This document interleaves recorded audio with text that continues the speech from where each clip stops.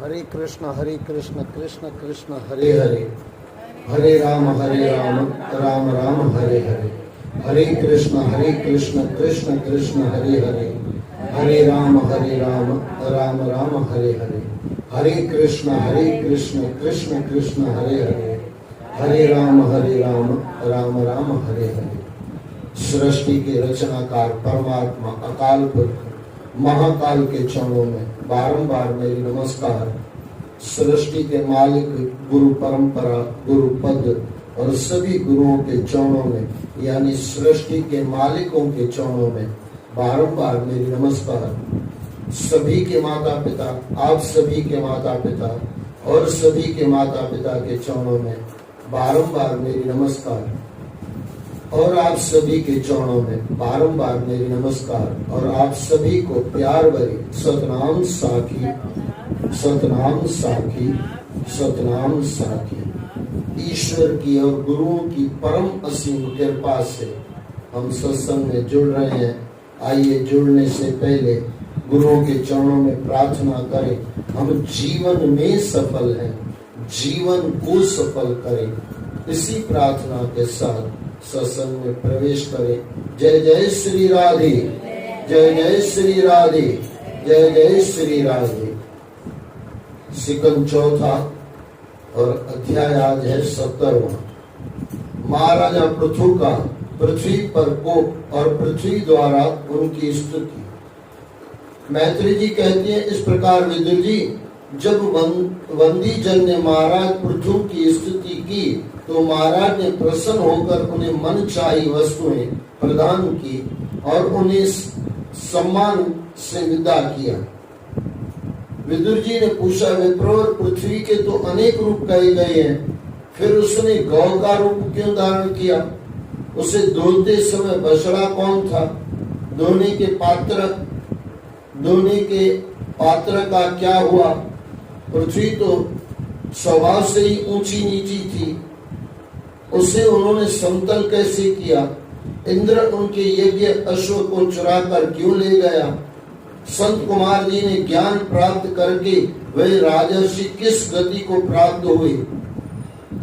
संत कुमार जी ये चार जो भाई हैं, संत कुमार जी से ज्ञान प्राप्त करके वे राजर्षि किस गति को प्राप्त हुए? महाराजा पृथु के लिए कह रहे हैं।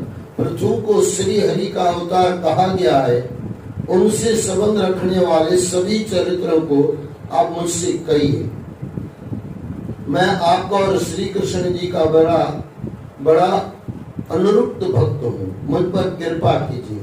सूत जी बोले, ऋषिवर, जब विदुर जी ने भगवान श्री हरि की कथा कहने के लिए श्री मैत्री जी से प्रार्थना की तो श्री मैत्री जी ने प्रसन्न होकर आगे कहा। श्री मैत्री जी बोले, विदुर जी, वंदी जन ने इस प्रकार महाराजा पृथु की स्तुति करके प्रजा का रक्षक एक श्रेष्ठ राजा घोषित कर दिया। यह उन दिनों की बात है जब पृथ्वी पर कृषि कर्म बहुत अधिक नहीं होता था। इसका कारण यही था कि एक तो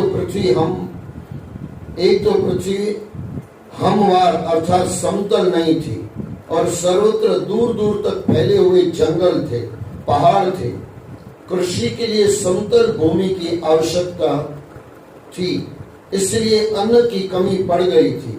लोग भूख से व्याकुल होकर मरने लगे थे। प्रजा ने राजा से प्रार्थना की और अन्न का प्रबंध करने के लिए कहा। विदुर जी, प्रजा की पुकार सुनकर महाराज पृथु बहुत देर तक विचार करते रहे।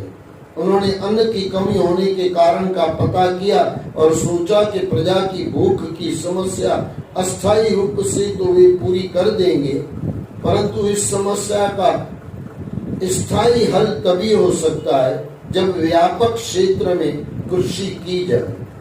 इसके लिए समतल भूमि और सिंचाई के साधनों का होना बहुत आवश्यक है। अभी तो ऐसा प्रतीत होता है कि जैसे पृथ्वी ने अन्न और जड़ी बूटियों को अपने भीतर छिपा लिया है। ऐसा सोचकर उन्होंने भगवान शंकर के अनुसार क्रोधित होकर अपने धनुष पर बाण चढ़ाया और पृथ्वी को लक्ष्य करके छोड़ने के लिए तैयार हुए। यह देखकर पृथ्वी कांप उठी। वह गौ का रूप धारण कर भयभीत हिरणी की भांति भागने लगी। यह देखकर महाराजा पृथु की आंखें क्रोध से जलने लगी। वे गौ रूपी पृथ्वी का पीछा करने लगे। वह जहां भी जाती वे उसके पीछे जाते। किसी लोक में भी उसे बचाने वाला कोई नहीं मिला।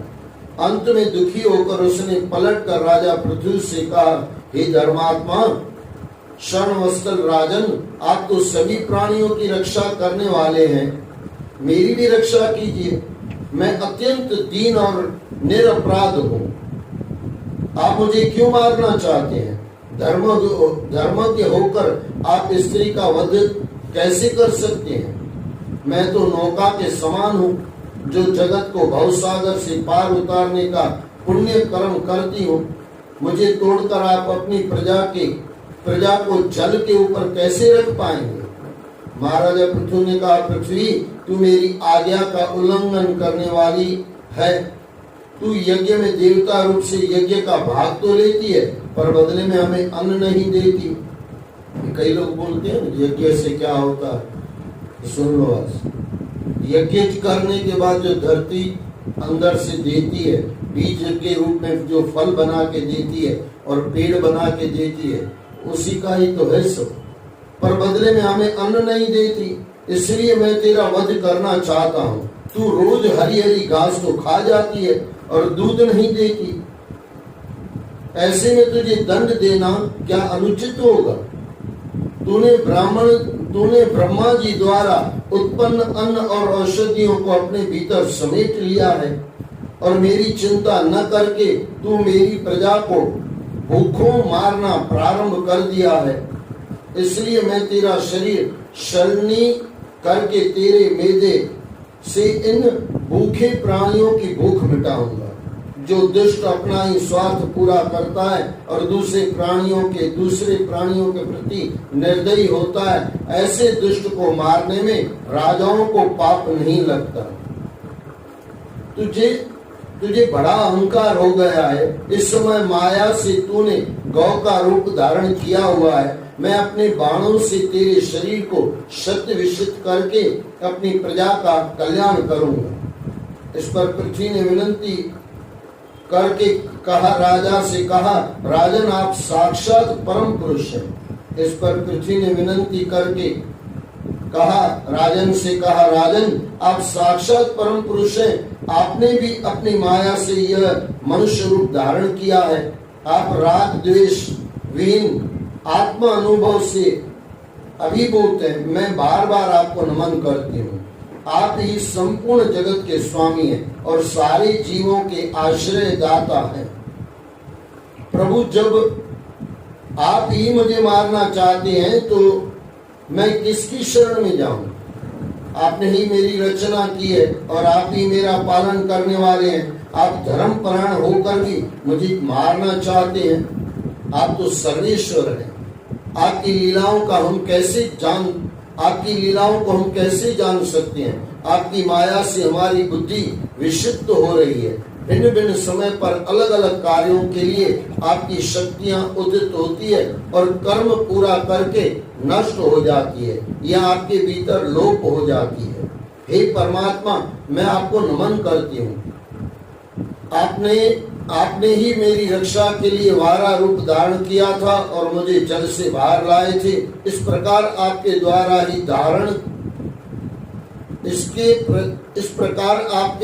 ही धरने के कारण मेरा नाम धरा पड़ा था।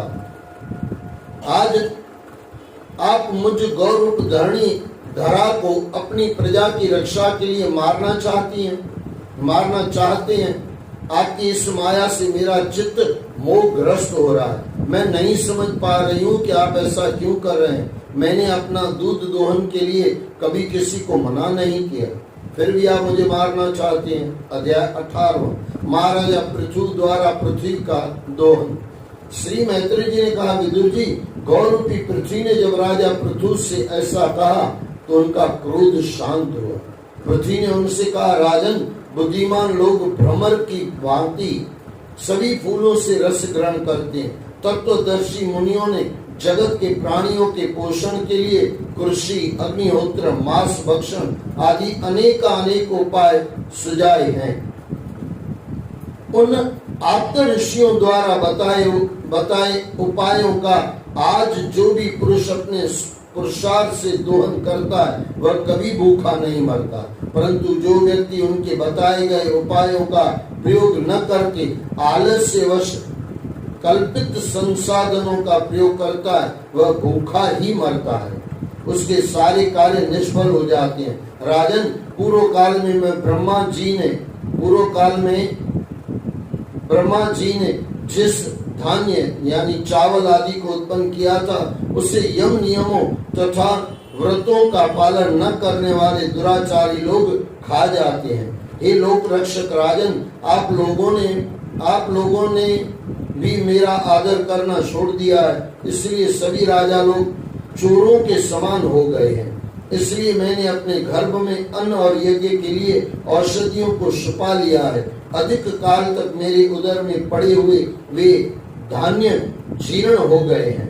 आप यदि चाहें तो पूर्व उपायों के अनुसार उन्हें पुनः निकाल लीजिए। हे लोकपाल, यदि आपको समस्त प्राणियों की रक्षा और उनके पोषण की इतनी चिंता है तो आपको मेरे योग्य बछड़ा, दोहन पात्र और मेरा दूध दोहन करने की व्यवस्था करनी होगी। मैं उस बछड़े के प्रभाव से दूध के रूप में आपको सभी इच्छित वस्तुएं प्रदान कर दूंगी। राजन, आपको इस धरती को समतल करना होगा जिससे वर्षा ऋतु में जल इस पर बना रहे और इसकी उर्वरा शक्ति बनी रहे। मेरे भीतर की आर्द्रता सूखने न पाए, यही आपके लिए मंगलकारी होगा। विदुर जी, पृथ्वी के इन हितकारी वचनों को सुनकर महाराजा पृथु ने मनु को बछड़ा बनाया और स्वयं गौ रूपी पृथ्वी के नीचे बैठकर उसके थनों से दूध रूपी धान्यों को धो लिया। राजा पृथु ने सर्वप्रथम व्यापक रूप से पृथ्वी को कृषि योग्य बनाया था, इसलिए धरा का नाम उनके नाम पृथु पर पृथ्वी पड़ा था।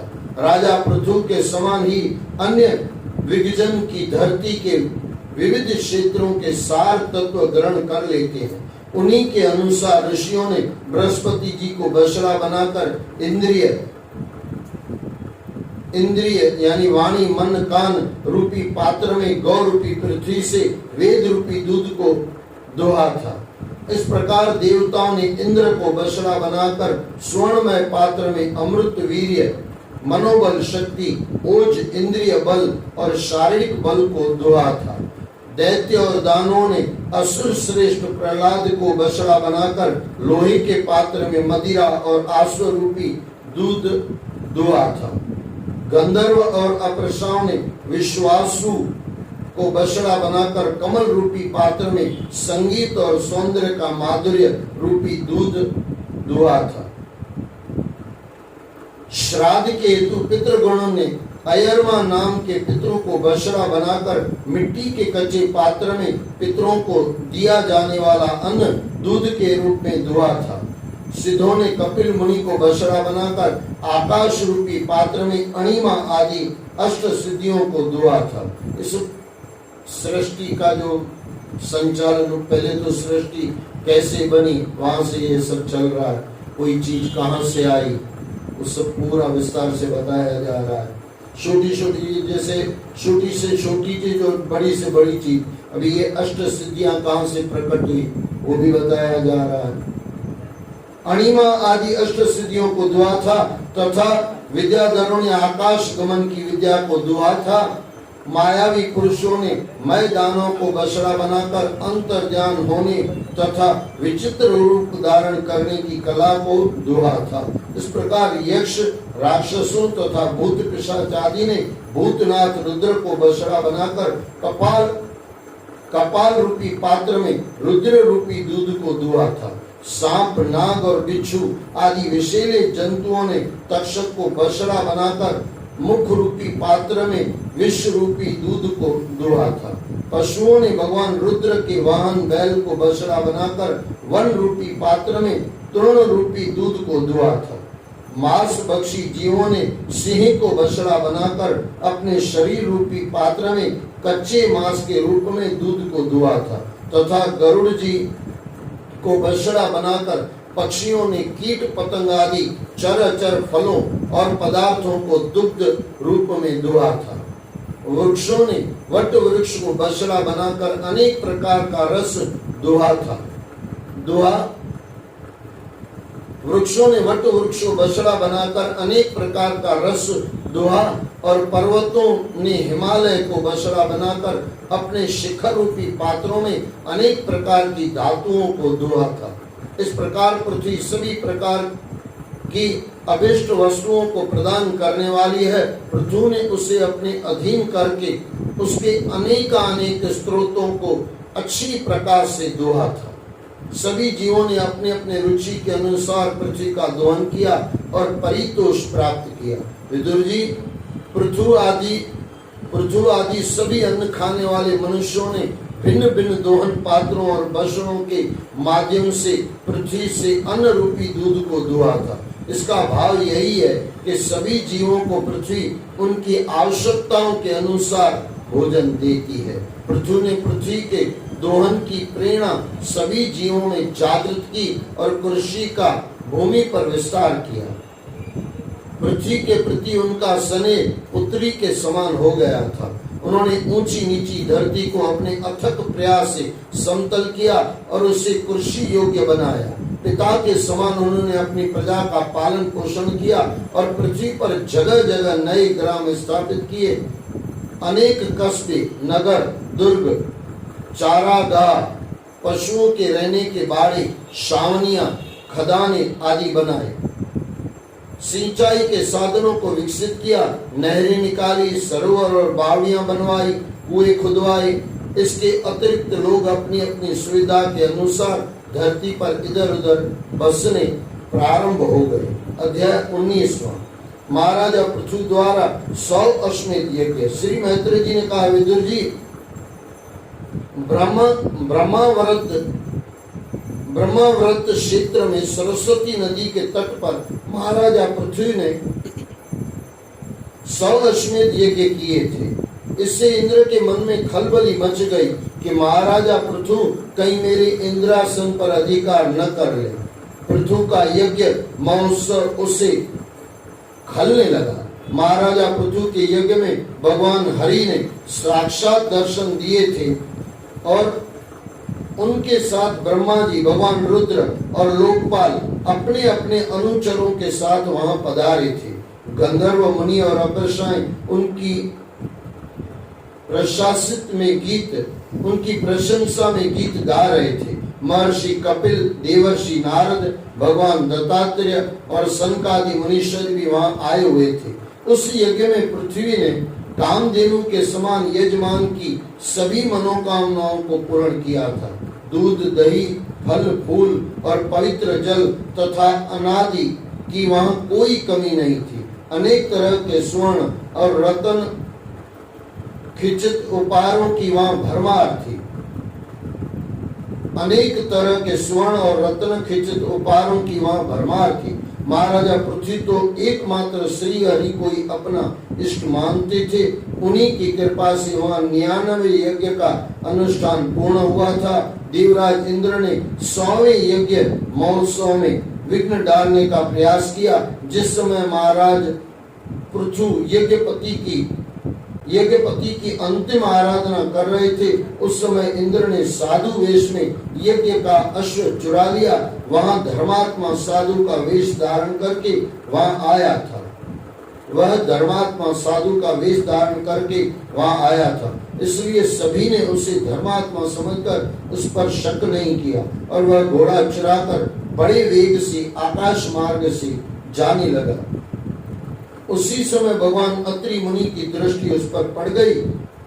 उनके कहने पर महाराजा पृथु का पुत्र इंद्र को मारने उसके पीछे दौड़ा और ललकारा। उनके कहने पर महाराजा पृथु का पुत्र इंद्र को मारने उसके पीछे दौड़ा और ललकारा, अरे खड़ा रह दुष्ट, तू मुझसे युद्ध किए बिना यज्ञ का अश्व नहीं ले जा सकता। देवराज इंद्र ने पृथु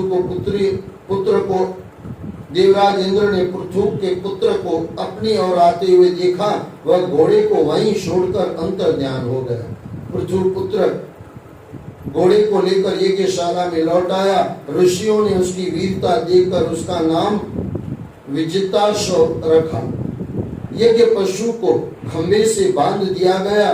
तभी इंद्र ने अपनी माया से घोर अंधकार फैला दिया। फिर वह आया और उस अंधकार का लाभ उठाकर घोड़े को पुनः ले गया। अत्रि मुनि ने फिर उसे आकाश मार्ग से जाते हुए देखा। पृथु पुत्र ने इस बार धनुष पर बाण चढ़ाकर उसकी ओर छोड़ा तो इंद्र घोड़े को छोड़कर फिर से अंतर्ध्यान हो गया। इस बार भी विजिताश्व घोड़े को लेकर यज्ञशाला में लौट आया। उस समय इंद्र ने यज्ञ अश्व को चुराने के लिए अनेक बार जो पाखंडी रूप धारण किए वे सभी पाखंड कहलाए। लोग प्राय इस रूपों में आसक्त होकर अपना अनर्थ कर बैठते हैं। जब महाराजा पृथु के इंद्र के इस पाखंड को पता चला तो उन्हें बड़ा क्रोध आया। वे उसे मारने के लिए तैयार हुए, किंतु मुनियों ने उन्हें रोक लिया और अपने तेज से आह्वान करके इंद्र को वहीं यज्ञशाला में बुला लिया। तब ब्रह्मा जी ने इंद्र के लिए कहा कि यह तो भगवान का ही रूप है, इसे दंड देना उचित नहीं है। पृथु के इस यज्ञ में विघ्न डालने के लिए इंद्र ने जो पाखंड फैलाया है वह धर्म का नाश करने वाला है। तुम्हें इंद्र का नहीं, उस पाखंड का नाश करना चाहिए। महाराज पृथु, आप तो मोक्ष धर्म को जानने वाले हैं, अतः अब आपको यज्ञ अनुष्ठानों की आवश्यकता नहीं है। आप अपने 99 यज्ञ ही रहने दो। आपकी और इंद्र की पवित्र कीर्ति भगवान श्री हरि के शरीर हैं, इनमें कोई भेद नहीं है, इसलिए इंद्र पर आपका क्रोध करना उचित नहीं है। महाराजा पृथु, आपका यह 100वां यज्ञ निर्विघ्न समाप्त नहीं हुआ, इसके लिए आपको चिंता करने की आवश्यकता नहीं है। इस यज्ञ को यहीं समाप्त कर दीजिए, क्योंकि इसी के कारण इंद्र के विविध वेशों से चलाए हुए पाखंडों से धर्म का नाश हो रहा है। आप उन्हीं पाखंडों को नष्ट कीजिए, क्योंकि ये पाखंड ही धर्म की जननी है। ये याद रख लेना, क्योंकि ये पाखंड ही धर्म की जननी है। उदाहरण के रूप में कपालिक, तांत्रिक, अघोरी, साधु आदि के उदाहरण के रूप में कपालिक, तांत्रिक, अघोरी, साधु आदि के वेश पाखंड के ही रूप है, उनसे सदैव बचना चाहिए। विदुर जी, इस प्रकार ब्रह्मा जी को उपदेश से प्राकर्मी पृथु ने यज्ञ का आग्रह छोड़ दिया और इंद्र से संधि कर ली। उसके उपरांत महाराजा पृथु ने सभी ब्राह्मणों को प्रचुर दान दक्षिणा आदि देकर विदा किया। सभी ने महाराज पृथु को आशीर्वाद देकर अपने अपने घरों की राह ली।